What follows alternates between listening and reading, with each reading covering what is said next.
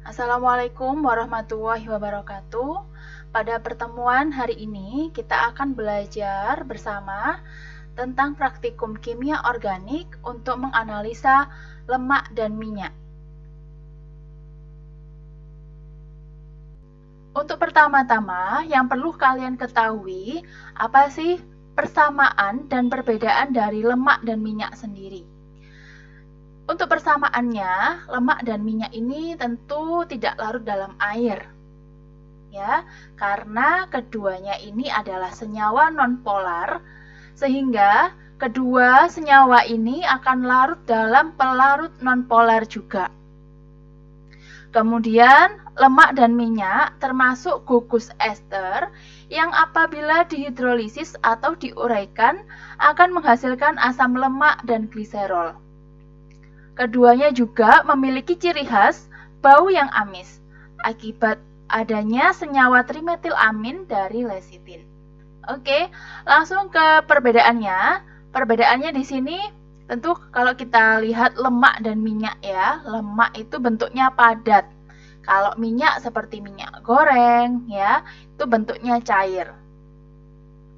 Nah, di sini ada perbedaan juga ya sumbernya. Kalau lemak itu kan dari hewan ya, kita juga punya lemak ya kan. Kalau minyak itu kebanyakan dari tumbuhan ya, jadi lemak berasal dari hewani, sedangkan minyak yang bentuknya cair berasal dari tumbuhan. Untuk dari asam lemaknya, lemaknya memiliki sedikit ikatan rangkap atau lemak jenuh. Nanti dibahas bersama-sama di slide berikutnya apa asam lemak jenuh dan asam lemak tak jenuh. Kemudian titik lelehnya lemak lebih tinggi daripada minyak. Jadi lemak itu lebih sulit leleh daripada minyak yang sudah dalam bentuk cairnya. Sehingga titik leleh lemak lebih tinggi daripada minyak. Ini ada video, nanti bisa dilihat bersama-sama. Filenya akan saya kirim di YouTube juga.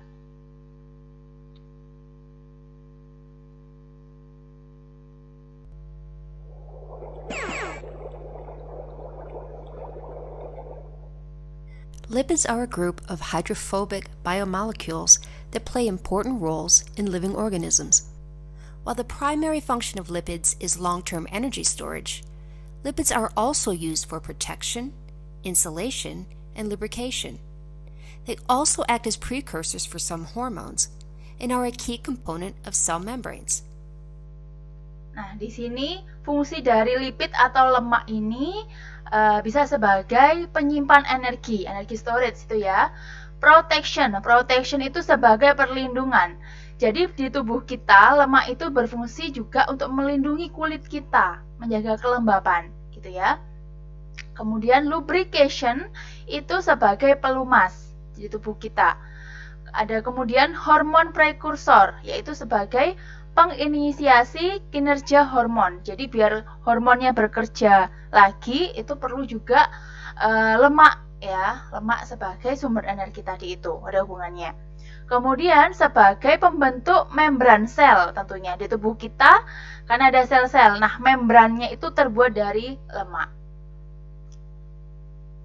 There are 4 basic groups of lipids. These are triglycerides, phospholipids, steroids, and waxes. Although these groups differ in many respects, they all have one characteristic in common. They are all insoluble in water. You may have noticed that lipids and water do not mix. For example, notice the yellow-colored oil in the beaker of water shown here? Even if we stirred this for several minutes or even several hours, itu ya tidak larut dalam air. Meskipun diaduk berapa jam tetap tidak larut. Itu kenapa? Karena lipid bersifat hidrofobik atau nonpolar yang tidak suka air. So when you hear that lipids are hydrophobic, this basically means that water and lipids do not mix. Let's take a closer look at the category of lipids known as triglycerides. Ini kita bahas yang trigliserida langsung ya. Fats and oils. Fats, such as lard and butter, are solid at room temperature and and are used by animals for Bentuknya insulation, padat, protection, kalau lemak and bentuknya long-term padat energy di storage. suhu temperatur rendah. Oils, such as corn Kemudian oil and olive oil, are sumbernya liquid at room dari temperature hewan. and are used Kalau by plants minyak, for long-term dia energy storage. bentuknya cair pada At the molecular suhu level, ruang. triglycerides contain two types of subunit molecules, glycerol and fatty acids. Let's take a quick look at fatty acids. Itu tadi ya, jadi trigliserida itu terbentuk dari 1 gliserol dan 3 asam lemak. Gitu ya. Nah, penyusun asam lemaknya ini nantilah yang akan menentukan asam lemak ini nanti masuk asam lemak jenuh atau asam lemak tak jenuh. Caranya bagaimana? Coba kita dengarkan lagi. A fatty acid has 3 main parts: a chain of carbon and hydrogen atoms called the hydrocarbon chain, a methyl group at one end, and an acid group at the other end. Fatty acids can either be saturated or unsaturated. A fatty acid that has only single carbon-to-carbon bonds is known as a saturated fatty acid. This is because the carbon chain is saturated with all the hydrogen atoms it can hold. Unsaturated fatty acid. Itu tadi ya, kalau saturated fatty acid atau asam lemak jenuh itu cirinya penyusun ikatannya adalah ikatan tunggal. Gitu. Kenapa dikatakan dia sebagai asam lemak jenuh? Ya, karena dia sudah seimbang dengan ikatannya. Jadi meskipun ada yang datang, senyawa lain yang datang, dia tidak akan mau bereaksi lagi karena sudah jenuh. Sudah aman pada posisinya. Nah, beda dengan asam lemak tak jenuh. Coba dilihat di sini ya, unsaturated fatty acid ini asam lemak tak jenuh. Cirinya dia punya double ikatan double ya.